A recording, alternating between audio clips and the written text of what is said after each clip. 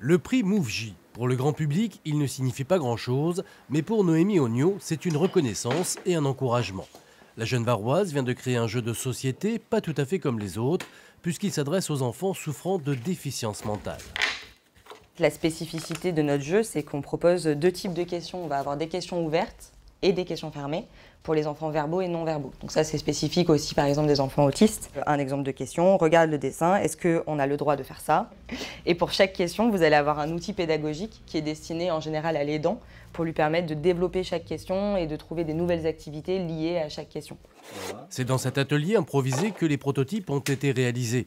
Un peu plus de 3 ans de travail et de réflexion, comme en témoignent les post-it encore présents. On a eu beaucoup de questions quand même sur le fond et la forme, parce que le fond c'est quand même le plus important pour nous, parce qu'on travaille pour un public spécifique, donc il y avait beaucoup de recherches à faire. Et pour la forme, parce que je suis un peu perfectionniste. Pour atteindre la perfection, un institut médico-éducatif a apporté sa contribution.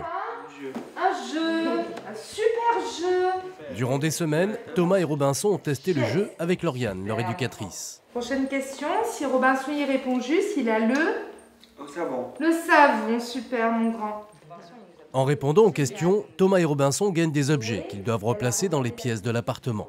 Il s'agit de l'autonomie à la maison. En fait, il permet de développer les compétences qui leur seront favorables pour apprendre à vivre dans la vie de tous les jours. J'ai beaucoup testé ce jeu avec différents enfants, pour le coup, avec différents niveaux. C'est vrai qu'on arrive facilement à l'adapter. Des visuels faciles à comprendre, des pièces qui permettent également de travailler la motricité.